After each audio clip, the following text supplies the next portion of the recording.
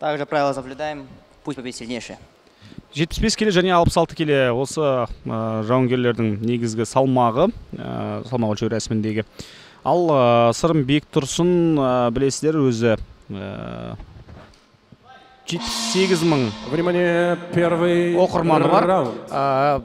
Секунданттары Асылқанов Дулат және Құрманбай Біржан. Ал Руслан Сариев және Мұхаммед Султан бұл Атакелді Есетовтің секунданттары. Айырмашылық 10 келі. Сондықтан бір қатты керемет көп айырмашылық бар деп айтуға келмейді.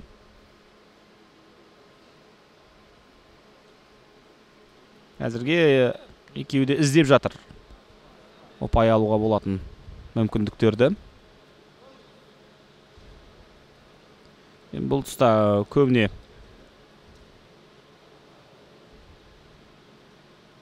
ыңғайы Атакелді Есетовке келетін шығар.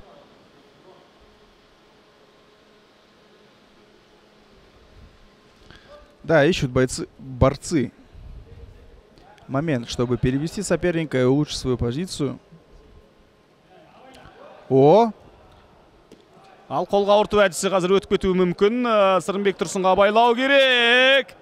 Да, пытается Нарымбар выйти. Да, да. Споймал. Ого! Қазір қолға ұрту әдісіне ұстап алды.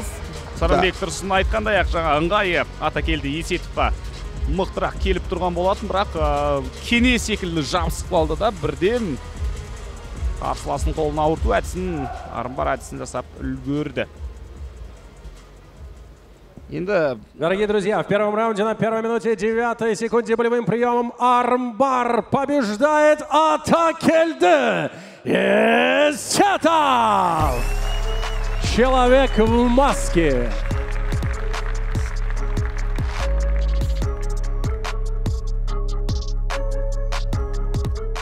Атакелді пресс-конференцияда болған кезде, 30 палуан отырған кезде, салмағына қарамай, күресіне қарамай, бәріне айтты, мен жеңіске жетем деп.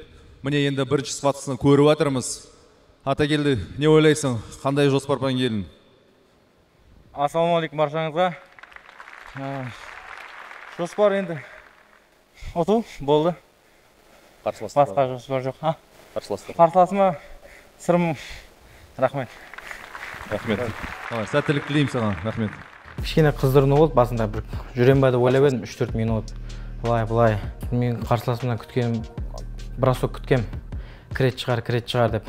Ладно, сразу секіріп волейбойға жүгірдім. Бірақ пландағыдай болған жоқ. Планда мен сразу сартам дейтін не болған жоқ.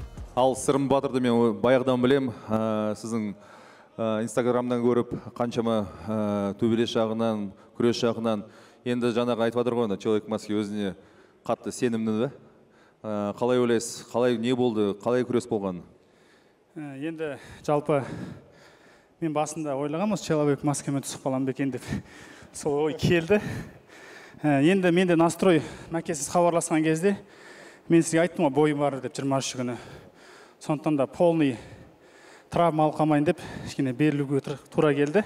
Бірақ уважение, мықты жігіт, молодец. Бірақ енді мен ММА-дың баласымын. Сондықтан да осы жерде грэпплингтердің территориясына келіп тұрған соң, енді олардың үстемдігі жоғары болады.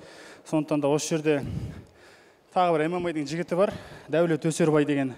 Сол жігітпен біз еркін күресте финалда бір рет кездескенбіз, грек-римде финалда бір рет кездескенбіз. Енді грэпплингтен кездескім келіп тұр сол жігітпен. Ол да ММА-дың баласы, мен де ММА-дың баласымын. Жақсы сыфат болады деп ойлаймын. Егер Дәулет осында болса, Дәулет кезінде вызытты қабылдасын.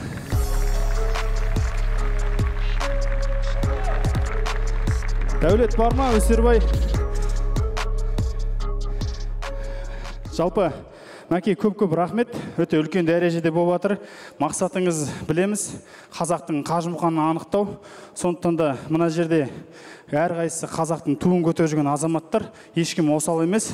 Солардың ішінен мықтыны анықтап, шын қажымұқанды анықтап атсаңыз, ертең Алла қаласа, осылардың артынан бәленбай қажымұқан шығып атса, ол сіздің үлкен жеңісіңіз деп білем. Рахмет, Сырым, ол ең басты мақсат осы да. Көбісі осы жерде бір ай бұрын өздеріңіз көрдіңіз ғой, Қажымұқан ағамыз киносы көргенге, сол кезде киноға барған кезде де осындай ой келген. Ең мықтылары кездессе, бір кілемге кірсе кім мықты екенін енді бүгін осы күні біз мықтыларды анықтаймыз. Рахмет сіздерге. Келесі неде күтемін сізді. Рахмет. Егер де мен 2 раунд бойы волейболға берілмесем, 3-ші раундта мен өзім проход кіремін деген ой болған. Проход кіріп 3 секунд ұстаймын деген. Бірақ ол жоспарға дейін жете алмай қалдық.